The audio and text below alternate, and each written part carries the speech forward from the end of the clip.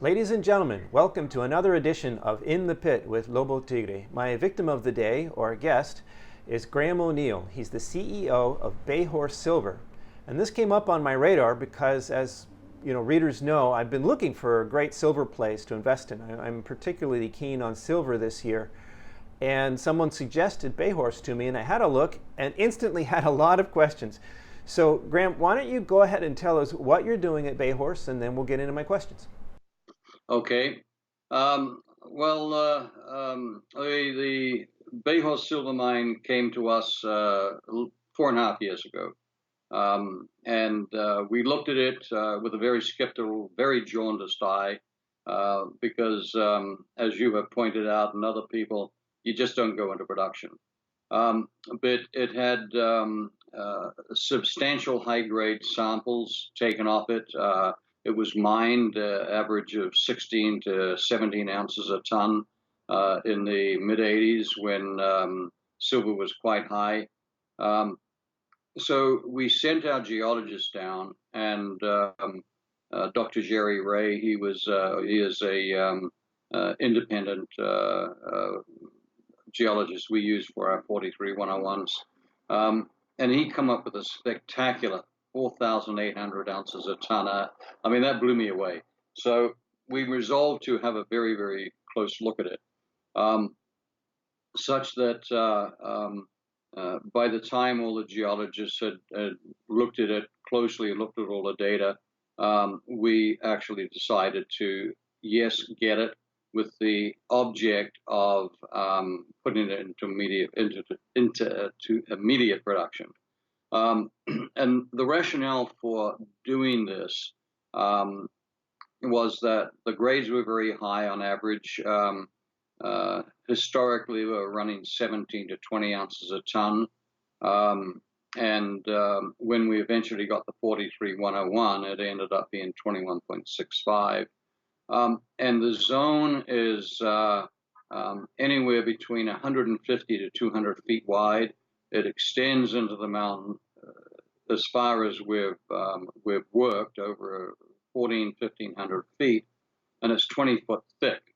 And historically, they mined very little of it. They tried to high grade it. But there were concerns we had with it, permitting concerns. We had, the processing. How could we economically get it worked? Now, my background is electronics, so the two issues I had were under Oregon mining law. Permitting takes a long time, but we had patented ground, and that eased the permitting issues. And in fact, we actually work under an exemption to the regulations. Oregon regulates surface. They don't regulate underground mines. So MSHore does that.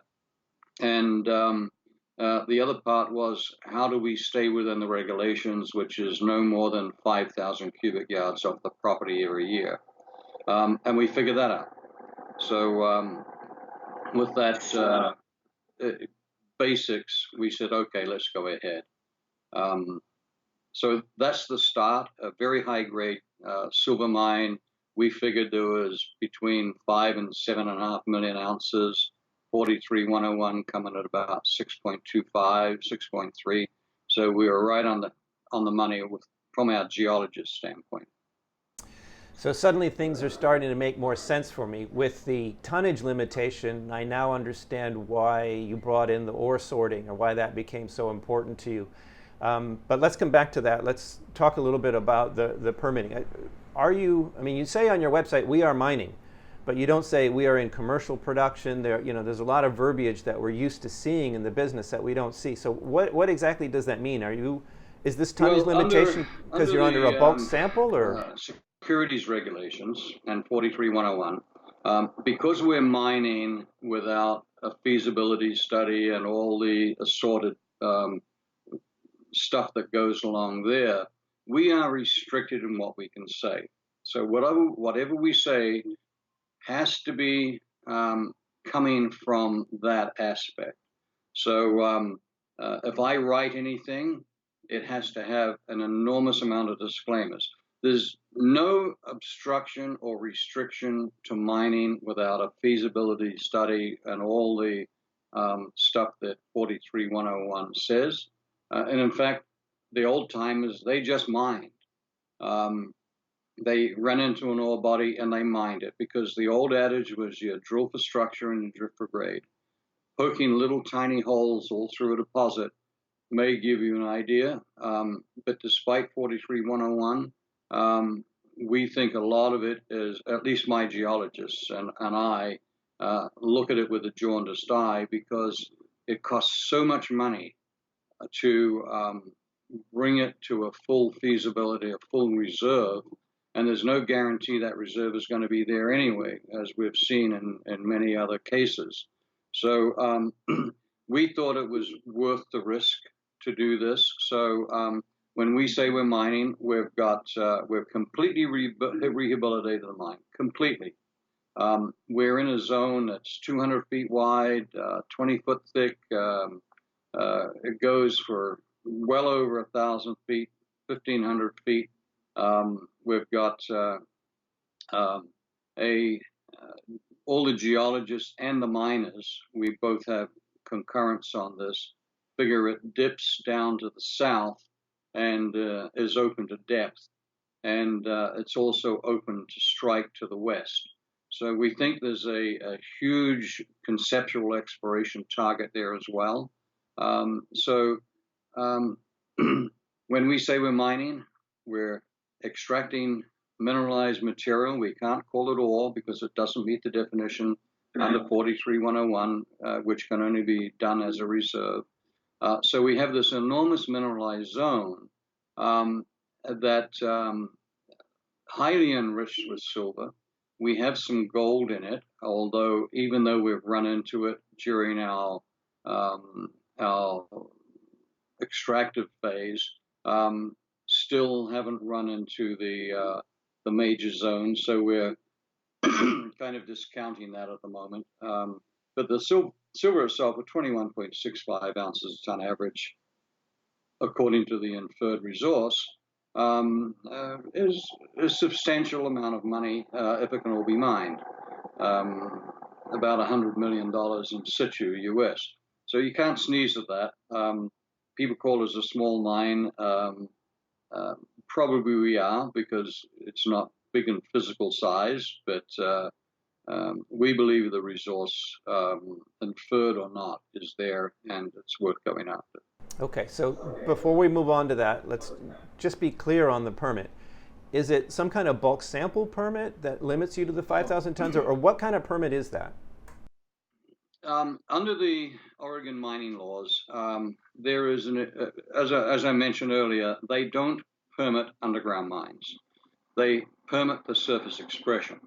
So what they have is, if you have a mine, an open pit, you have an exemption in the regulation if you don't disturb more than 1 acre a year, you don't drill more than 50 feet vertically, you don't use chemical processing, and you don't extract and take off the property any more than 5,000 cubic yards a year, which, according to our geologists, using specific gravity, works out to be about 15,000 tons. Now, most mines, of course, they mine it and then they take it off the property and they process it elsewhere. So that's where we had to get innovative to see whether we could do all this, and that's what we did. Right. So, this is an unusual situation, but I guess the point is that if you keep it small, then there are all kinds of hoops you don't have to jump through.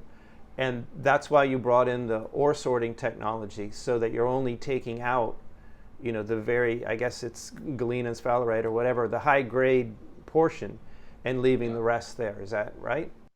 Yeah, the mineralization is actually tetrahedrite, which is copper, antimony, arsenic, silver, and the silver situates itself in the molecule, or insinuates itself, whichever you want to call it. my background is electronics. I was an avowed expert from my experience in the Royal New Zealand Navy. I did radar, radio, X-rays. I was a technician. I was looking at graphs before most people even knew what graphs were, which is the the radio waves as they're flying through the air. You have to um, visualize it. And we would have oscilloscopes that show waveforms, and that is nothing different to the 20-year silver graph that I have on my presentation. Just a visual representation of what's going on. So when we were going through this whole discovery of how we were going to reduce it, we initially started with dense media separation. We had the labs working on it, and we figured out pretty quickly that we could reduce the mineralization or separation with a 100-ton-a-day dense media plant. Now, dense media is messy, very messy. It does the job, but it requires a lot of water, it requires a lot of power, it requires basically clean up and the media itself. No chemicals involved, so it was it fits under the permitting requirements. And the plant wasn't very expensive, and it was about $500,000. But it required, as I said, a lot of water, a lot of power, and so we looked for alternative means. Now, going back to my experience in the Navy, I knew ore sorting was coming around. I'd looked at it. I was a little skeptical on the XRF aspect of it because we needed to see inside the rocks. And I was at Silver Summit a couple of years ago, and Steiner came along and says, "We want to show you our ore sorter." It took 10 minutes for them to show it, and I understood clearly that that was the answer to our needs. I didn't need to go and find an expert because I was the expert. And there's a lot of fluff and BS goes around today about all this extensive technology. It's simply using already known techniques, enhanced by the ability of computers. Like I actually looked at it as a gun ranging target. A plane flies along, the radar catches the blip, it calculates the range, points the gun, shoot the gun, and target's hit, bam, you've got it. So with the computerized technology we have today, it does it much faster and allows for instantaneous response. So I understood all that immediately. So then I had to go and talk to my directors and my consultants and tell them that we had found it, and now I needed their blessing, which was the hardest part. But we convinced a company to fund it, not cheap, $1 million installed US, and then Dr. Clay Conway, senior consultant and director, he spent 3 months on it last year, and frankly, it more than met his expectations, and in fact, he was delirious about it. We were getting upgrades of 20 times when Steiner was looking at telling us maybe 5 times, and 5 times is acceptable, but 20 times was, the realm of, a dream to have, but just a dream. The other part about it was that it has its restrictions. It will only select down to 6 millimeter, which is the separation between the air ejectors. So it meant we were going to have to deal with the fines. So we were trying to figure out what to do with that. We already knew that dense media would do it. But over this last 4 or 5 months with our arrangement with Mineral Solutions, Mike Irish, who put the silver recovery plant in at the Sunshine Mine in Coeur d'Alene or in the Silver Valley, they've been working on it fairly extensively. So we had him come down to the mine. He went through it, did typical mass balances, assays, basically copied exactly as specialists do what Dr. Conway did, and he confirmed absolutely that it was actually better than 20-1. Then we just had to figure out, okay, what do we do with the fines? He recommended we don't go to the dense media. They, in conjunction with a lot of other people, have made incredible advances in gravity table technology. They put that into play. We have a table at the mine. We have crushers. We have everything we need. Once we got through that, we were absolutely happy that we no longer had to think about shipping overseas to get our concentrate. We could take everything, get it leached, and turned into pure silver. So it was, it's been hard work, a lot of time, having to overcome a lot of doubts, having many investors say it can't be done. Why don't you build a reserve? Why don't you do this? Why don't you do that? We've done it differently, but we've struggled with the absolute lack of financing out on the market today. Silver is 85-1. It's been like that for over 2 years. Unprecedented. So I understand the idea, and I get that if you're able to process 100 tons a day after you can select and reduce the mass by 20-1, that's the equivalent of processing 2,000 tons a day. So I get the significance of that, and I'll say for the audience out there, this is really interesting because it's being driven by the constraints of their operating exemption there in Oregon, as opposed to usually when you hear about ore sorting, it's because the grade isn't high enough, or it's perceived as being a solution to a problem with the ore body. And this is being driven by a way of dealing with the regulatory environment. So that's interesting and it's different. But I have to ask you, Graeme, because I actually, this reminds me very much of another story that came up in my past, and it didn't have a happy ending, and that was Banks Island Gold. And they were using dense media separation. It was a gravity processing, simple, no chemicals, easy to permit, easy to get going. And the ore body, it started right at surface, and it was there, and they had old levels underneath, so they were confident it was there. And they didn't go the whole route of the bankable feasibility study because the capex was only like $6 million, which is about what you paid to build your mine. And you could spend far more than that drilling something off to reserves and studying it and getting a feasibility and so on. Why not just build it? And when it's just right there, right? We could see it, we could walk on it. Why don't we just build it and it will pay for the next phase? So very exciting story. And most things worked as intended. Even the dense media worked as intended. But the problem was that there was a garnet contamination in the ore that they were unaware of. And these garnets just happened to have the exact same specific gravity as the pyrite that had the gold. And so, and they just didn't know. And I have to think if they had gone the full feasibility study, they would have known about this garnet contamination beforehand, and they wouldn't have been torpedoed in the way they were. Now they overcame that and ended up in trouble for other reasons.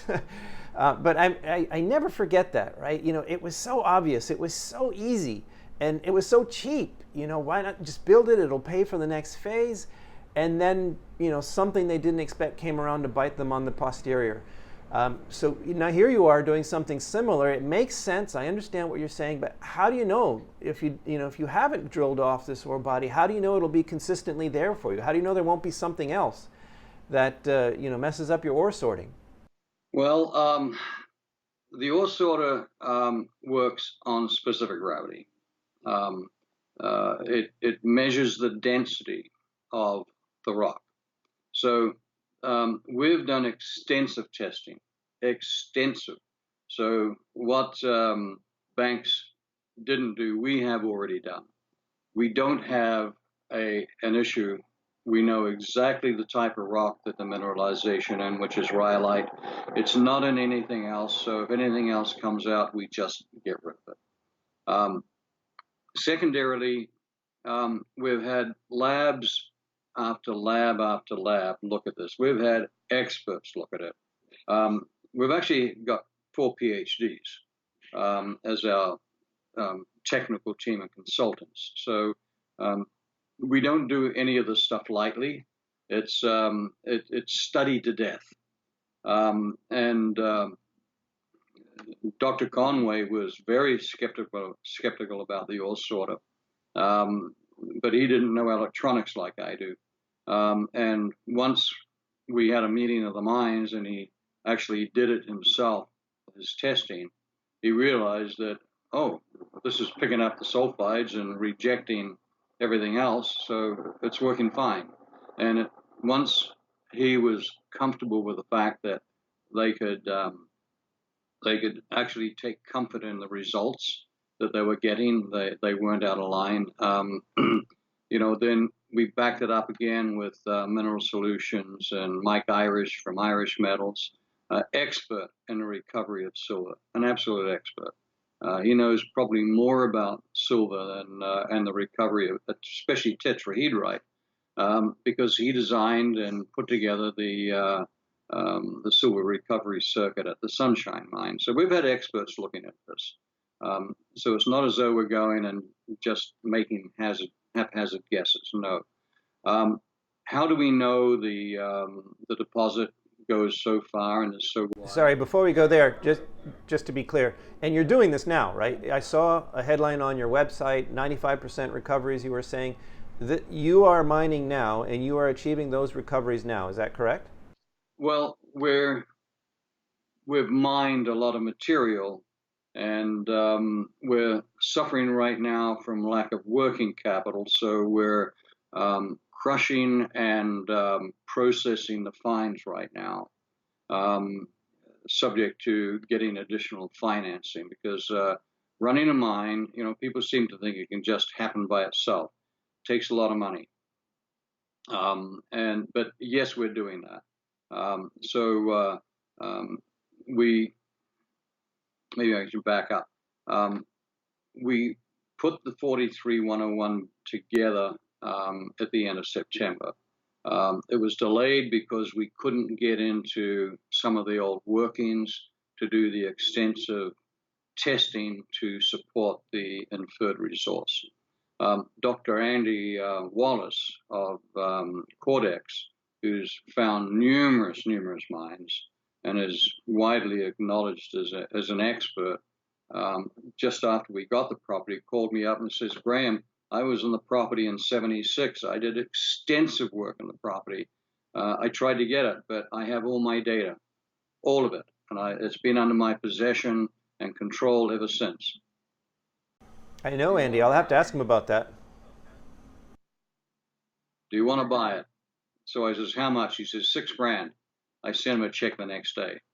It just saved us an enormous amount of hard work, because we have all these people that have got enormous experience, enormous skills. They're well-respected members of the community, the geological community. They're all supporting the contention that the mineralization is there. And the mine has actually been in limited production on and off since the 1920s. It was shut down by low silver prices. Same in '84. They know the breadth of or the width. They know the thickness. They know the extent. They all say it goes back way, way, way further. The whole area was drilled by some senior miners in the late '70s, early '80s, with the prospect of building a huge mine. And as is typical of these large companies, they look for 20, 30-year mine lives, huge deposits, 5 million, 10 million, 100 million ounces, because that's their model. And if they don't find it to their specifications, they drop it. The owner of the mine basically told these guys, no, I'm not going to play. So they left, and it languished. But when I sent all my consultants and geologists and ultimately miners to get in and look at it and open it up, and we had some issues there. We, undoubtedly, as you say, there's always something comes up. We expected the workings to be open, and they weren't, and we couldn't understand why. And it was actually only last year that we found out that in I think it was 2008, or it might have been maybe 2011. There was an earthquake in northern Nevada, which is only about 200 miles from the mine in a direct line, and the workings, about 100 feet of the workings, were not properly supported, and so the main haulage way collapsed. So we had to go around it, and so that took about a year, and it took a lot of money. And of course, shareholders got, oh my goodness, you say you're going to do this, but you haven't. And but we didn't understand why it had collapsed, because everything looked fine. And when we actually got to the back of the workings late last year, in fact, the back of the workings are fine too. It was just that intermediate step, and we had a devil of a time getting around it, but we did. And at the same time, I was able to have our geologists look at all the infrastructure, all the structure, get a really, really close look at where the mineralization was, where it wasn't. And we were able to see that our decision to buy the ore sorter was exactly the right decision. The mineralization is in rhyolite. Little stringers appear everywhere else, but you don't worry about it because it's just not enough to even worry about. So we have clear look at the rock. We have a clear look at the mineralization, rhyolite. We have acanthite as part of the silver, which is up to 50% silver. Our geologist, Dr. Ray, figures we're going to find ruby silver in it. Probably we'll even find pure silver. It's a classic tetrahedrite, tenantite style deposit, copper, silver. Silver is the main mineral, copper 1%, zinc 0.5%, lead 0.5%, antimony 0.5%. And the gradations, it doesn't matter how high the silver goes, the percentage of copper, percentage of zinc, percentage of lead pretty much stays the same. But going back to Banks, and there have been other projects too, which have not been, properly thought out. We've had so many people look at this, highly respectable, highly knowledgeable, and they all come back with the same answer. Graeme, we should just go and mine it. It'll, for example, permitting to drill from above ground would probably take 2 years, and the same price, if not more, than it was just to go in and completely refurbish the mine. So now we're in a position that we can actually drill inside. We have, on our website, we've got videos of inside the mine, me walking through the mine, the miners working. We've got a point where we can actually set drills up and start drilling now to the south to see whether that dip to the south is in fact there. We can, we've got a full blasting. I have the blasting ticket as well as the miners. We're permitted for everything. We've got a whole bunch of confidence. We have Apex Geoscience, which along with Jerry Ray did the 43101. Apex did the resource calculation. They're pretty excited about it. They're pretty confident. They say, with a few drill holes, actually, we can probably put a small resource, a small reserve in there. Actually, I was going to ask about that. That strikes me, having looked at your presentation and seen the ore bodies there. They look fairly consistent, but it's inferred. So how much do we know about the actual geometry there? I mean, you have old workings, so you can get up close and look at it, which is an advantage.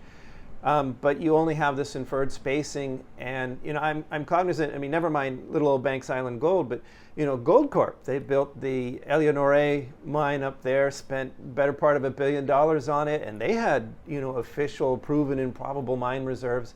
And then when they got in there, whoa, the geometry was much different from what they had thought and what they had modeled. So if they can spend hundreds of millions of dollars and drill the bejesus out of something and still be surprised when they get in there, how confident can you be in what you have ahead of you in this inferred resource? Well, the inferred resource is in what's already developed. So it starts at the beginning of the portal and it goes back 1,400 feet. There's been raises put up into the mineralization. The thickness varies from 10 in some places to 35.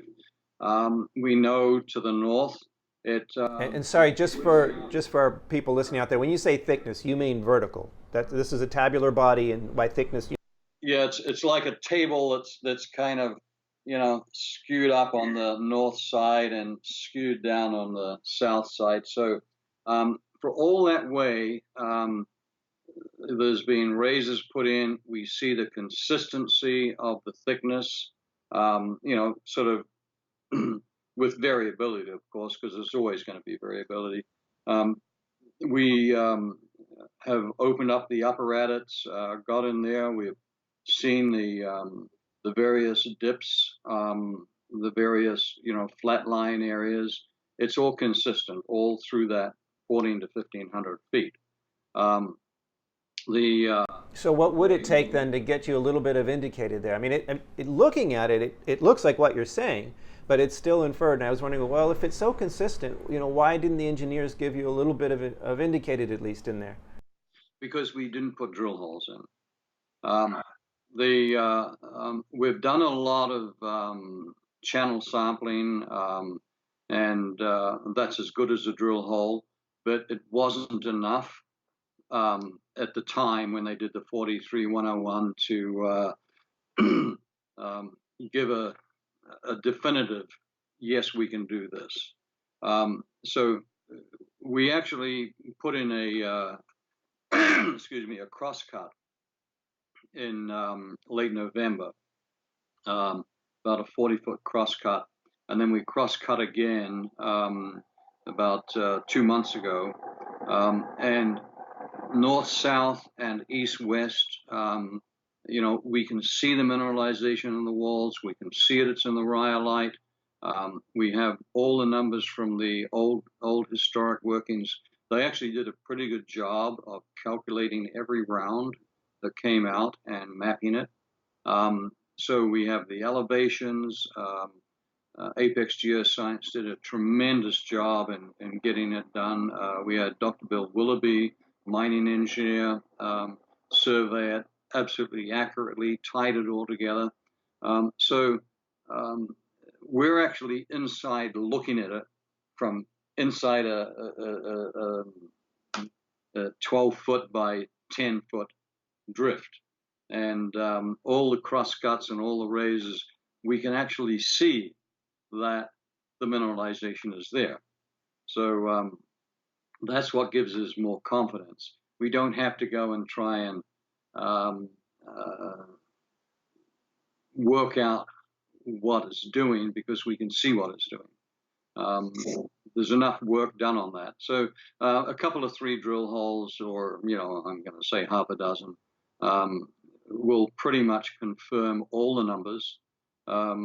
We went into one area. We've got it closed off right now because there was some damage from that earthquake, and we have to put a new drift into it to access it safely. But we're getting 350 ounces of silver. I mean, it's amazing. And then in the historic numbers that were mined in '84, about 50 feet above us to the north, the body sort of flat, and then it dips up to the north. They were pulling 100 ounces a ton out per round. So we've got all that data. And Apex just needs to go back in again, and now we've opened more up and put a few drill holes in, and we can pretty much bring this whole thing to an indicated or a reserve.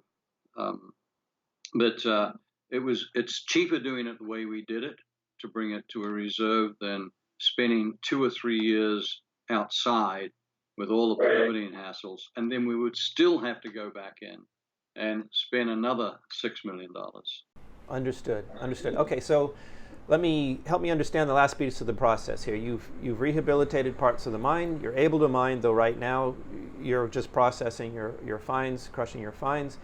But you're raising money, and I understand, yes, it costs money to mine. You need operating cash flow. But if this is so rich, you're also producing silver. Why isn't that paying for you to advance? Why do we need to raise money now? It costs us, actually, what is our cost per ton? Based upon 2 years of underground operations, it's running as $41 a ton to mine it. If we do 3,000 ton a month, that's 280 grand. So it doesn't matter whether you're mining or processing or not, you have to be able to fund at least 6 months operations without any revenue, because things always come up. We know that. We're being cautious like that. The other thing is that we were originally going to do what we call direct shipping, upgrade the material and into a concentrate of 200, 300 ounces a ton and ship it overseas. That was the original premise, and what we started off with in 2014. Unfortunately, between then and now, President Trump's in. You have and it's not to blame with him. He's doing what he has to do, but most of the smelters, there's very few smelters in North America. I think one down in Arizona, which is Osako. All smelters, refiners are very, very critical these days of the mineralization they get. That was a question I had with the tetrahedrite. You've got some nasties in there. How do you get rid of the arsenic, or who does that for you? I guess that's part of your limitations, is who you can sell this to. Exactly. Well, the Trail smelter, for example, cannot deal with copper, so they won't take anything. So we've gone to various groups, highly respected groups, to sell the concentrate. First of all, they wanted a sample. We gave them a sample, 300 ounces a ton, and which is quite acceptable. It's coming in the concentrate. If we do 10 to 1 upgrade, the copper goes from 1% to 10%. So now we have a copper component. But with shipping costs, $4,000 a container overseas to China, the payout very restrictive with tariffs and things like that coming on. They're getting very, very critical of what they get in. Does it fit their model or what their smelters are planned for? Everyone is now saying, no, we don't want arsenic of it. 0.2, that's the max. So it started to get very, very difficult, because now we're dealing with what I call the pirates. They're standing there with a Jolly Roger flying above them and a cutlass on their belt and a parrot on their shoulder saying, "We don't want it, we don't want it," or "There's a toll." And that makes it very, very difficult. So we looked to find another route to go. We had originally thought that a plasma furnace would work for us, but the company that was doing it was kind of running we think, a little bit of a scam. So we put that aside. Metals US, we did some work with them to see if we could avoid the smelter. But Mineral Solutions, we've been going backwards and forwards for about a year. They finally realized, as did we, that there was an enormous opportunity there if they and we could work together. So they've developed a wet chemical process. It strips the sulfur and basically leaches all the minerals into a solution. And they can take that solution and they can pull out the silver quite readily using copper as a scavenger, which is in the concentrate anyway. Then they actually put the silver into solution, and it grows crystals at 0.99995, 4 nines. LBMA good delivery is 3 nines. So, and is this done on site? Sorry, do you ship a concentrate to them somewhere in Ireland, or is this final processing done there at the mine? We're going to put a larger facility at the mine, but right now it's done in Coeur d'Alene.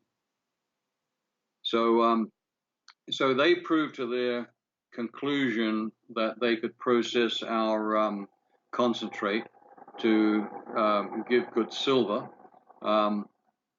We had to determine whether the cost was better than shipping overseas, getting the lower payouts, insurance, all the other costs associated. And my CFO, he's as good as anyone I've ever seen. And it's very difficult to get good CFOs in the mining industry. Someone who knows a lot. He was the CFO for Jinshan Gold, which was Friedland Company sold to Chinese interests. So he has an enormous grounding in running mines, calculating the numbers for mines, and I put it to him, here's what we're doing. Does it make sense economically? To his satisfaction. So he determined that yes, it did. The Mineral Solutions showed us that they definitely could do it. So all of a sudden, a huge weight went off our shoulders. We didn't have to rely upon anyone else to take our concentrate and then have it go through all kinds of gatekeepers, each one of them taking their little cut and leaving us with just being a pure wooden drawer of water. And sorry, what scale was that testing done? Was that just tabletop with test tubes, or was this a bulk sample that they processed? No, these are bulk samples. So they have a pilot plant right now, and what we want to do in conjunction with them is to establish a fairly large plant that will do the silver right away. It's modular, so we can put another module in that will take the copper out. What's left is the zinc, antimony, zinc. That can be sold off to any normal smelter. There's a lot of companies out there that actually like to scavenge. So they take the drags or the dregs, if you will, of other operations, and they scavenge the minerals they want out of it. So all of a sudden you have, I hate to think of using this as a corollary, but you see in India, these huge dumps, and you have all the pickers going out picking what they want. This is similar. Hopefully it's more profitable and the people doing it get paid more. But we have an environmentally very friendly mine. We have a low environmental impact mine. We're doing minimal, damage and to the environment. We have a small footprint. Everything that's not mineralized goes straight back into the mine. So I was going to ask about that. What about the tailings from the processing? If that's being done in Coeur d'Alene or if it's done off-site, what happens to the tails? From the process, well, if we figure out that there's 21.65 ounces average of silver, and there's 1% copper, and there's 0.5% antimony and lead zinc, with what we're doing, we take a ton and we bring it down to slightly under 100 pounds, 5%. So let's say it's 80 pound a ton, mineralization including all the sulfites and that. So when we ship a ton of concentrate up, that ton of concentrate is running 20 times, so 400 ounces a ton. A lot of the other material in it is silicates. We've identified that through the power of electronic microscopes. So the silicates is actually very simple to get rid of. Anything else, we drive it up we could in a pickup actually, but take it up in a trailer. It gets processed.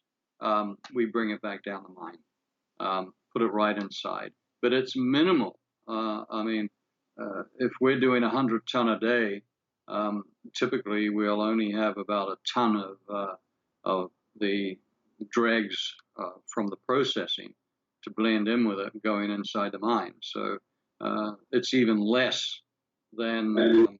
But it goes back into the mine. At the end of the day, ultimately, any waste goes back into the mine. So there's no surface tailings impoundment facility anywhere. Nothing at all.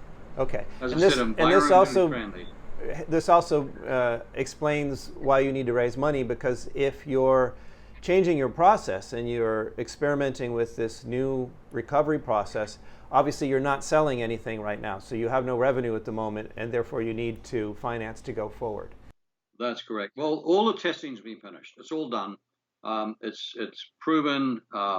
We've got to put a larger facility in, which is not actually very expensive because it's just a bunch of tanks and pipes and valves and not very. Is that what the financing is for, or what else? You need to build a plant. You need to do more development, I presume. That's just for doing the concentrate. The fines, getting the fines, we have most of that. We have all the pipes back. Sorry, no, I wasn't asking about the fines. I was asking about your financing. The purpose of the financing is to build the plant, to do more development, maybe do the drilling, or what do you propose to do with the money you raise? Well, under the 43-101, we had a recommended budget, which was drilling, additional geological work, mining, processing, doing some more underground development to access, have more working faces. Since we've managed to work this arrangement with Mineral Solutions, we wanted the additional funds to build a larger processing facility because this is new. It works like hot damn. These people are beyond brilliant. And in fact, what will happen and what we're budgeting for in the new project we've got up at Brandywine. And I should comment on that, by the way. I look a year ahead, a year and a half ahead. I don't just look, over the doorstep to see what I'm stepping on. I've got a plan a long way ahead for what's coming down the pike. Okay, but let's come back to Brandywine. Before we move off, what are the deliverables that you expect this year for the Bayhorse silver mine? Assuming you're successful with the financing, we're going to build this new plant, we're going to get back into production, and any time frames there? What do you expect? It's strictly to do with money. We need between $3 and $5 million. That's over the next year. That's to, according to our plans, get cash flow and eliminate the need to go out to the market again, because we will get cash flow. If we have $1 million in the bank right now, we're running. In 2 months, we'll have probably added to the facility up in Coeur d'Alene to a ton a day. We'll be putting out concentrate at starting with 50 ton a day. We're going to add a couple of tables, gravity tables, another crusher to bring the input into the ore sorter down to 1/2 inch, because that's 1/2 inch to 3/4 of an inch is the magic number. Steinert gives quite a large range, but with our mineralization, we've tested it to the nth degree. We get 20 times upgrade. It's easy. It happens consistently.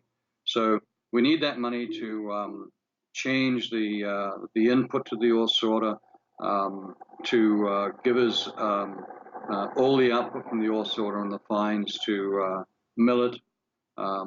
Gravity tables, they're mind-boggling what they can do today.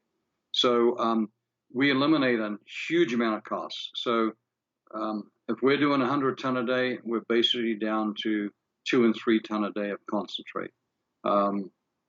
We can handle that quite readily up in Coeur d'Alene with some small additions to their facility. And we're going to be putting out pure 49 silver. The great part about it's our silver. It's not someone else's. It's our. So if all goes well, when do you get to positive free cash flow? I know that's an arm-waving question. It's a forward-looking statement there, but if all goes well. Now, Rick, my CFO, our CFO, he figures 6 months. If we had $1 million in the bank right now, 2 months to rearrange, and not part of that, not the whole $1 million, that's only about $200,000. And then the rest goes into mining and processing. So we'll have cash flow within 60 days, and then we'll start to build the cash flow as we put more and more throughput through the sorter and the and develop concentrate. It's so difficult being right on the goal line and pushback coming from no money. I understand. Well, okay, so we're there on the goal line, and I have a clear idea of what to look forward to. Why don't you go ahead and tell us, we've been talking for almost an hour here, but why don't you go ahead and tell us a bit about the pipeline, the upside. You're not a one-trick pony. You do have other properties. What might prospective shareholders expect you to do with those? Well, we've got a flow-through financing right now for the Brandywine. We're going to run now. This is a massive VMS, according to Dr. Jackson, major consultant on this one. He's also highly experienced. He's got he's looked at all these properties. He figures it's an SK Creek type. So does actually Dr. Ray. He figures it's the same way, same thing. Placidome was on it, Noranda was on it, but again, they were looking for huge deposits. 3 million ounces of gold plus 5 million ounces. And when they don't find them, they let them go. So one company, LaRock, went on there. They figured they had 250,000 ounces of gold.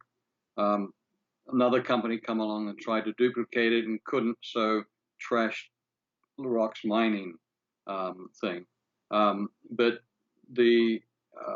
about a year ago, the local snowmobile club built a new bridge and exposed a face that was hidden. And this is about 150 meters south of the Placidome silver and gold and soil anomaly line. And we took some samples, and we have some more samples in the lab right now, and it graded 1 gram a ton gold. But as Dr. Jackson pointed out, this is a 300-foot long cliff of massive sulfides. And it's strewn all over it. You just break a rock and you see the sulfides in it. And it's been virtually ignored. So rather than look at that as a discrete small gold and silver property, it all of a sudden opens up the opportunity for a massive, massive sulfide and Eskay Creek type grades. So he was really excited about it, and he said, Graeme, he says, I know I haven't brought this kind of stuff to you before, but you've done such huge amount of work down at the Bayhorse. You've shown us what you can do. I think this will be a fit, and the funding won't be as difficult because it's flow through. Well, that was in a normal environment. What it also gave us for the long term is we could build a facility to process the concentrates in Canada through flow-through funding, which is perfectly permissible. So we could piggyback off of the Coeur d'Alene facility. And there are an enormous amount of projects in Canada that are actually orphaned because they can't afford to build the facilities either through environmental reasons, government, or just logistically too far away. So we can provide something that becomes an alternate solution for taking their concentrate. Don't have to send it to smelters anymore. It can be done right here in Canada. The vision down the road is to aggregate production from various different assets. That's correct, yeah. Okay, well that's very interesting. Okay, well, like I say, we've gone for almost an hour here, and I appreciate you being a good sport, answering my obnoxious questions there. You know, this, when it came up on my radar, it was the obvious question, you know, this doesn't seem to pass the go big or go home test. But you, like I say, you've been a good sport answering these questions. I understand, I think, what you're trying to do, and I wish you the best of luck with it, and it'll be interesting to see how this all plays out. Well, thank you, Louis. And I should comment, there are no hard or dumb questions. There are only questions. And if there's something if someone doesn't ask us a question, we don't know whether we've addressed it. So, but mind you, I got enough people asking questions every day. So, but thank you very much. I appreciate the opportunity to chat with you, and you know, I'll continue reading your stuff on the internet with great gusto. Thank you very much. You have a great afternoon. Okay. Thanks, Lee.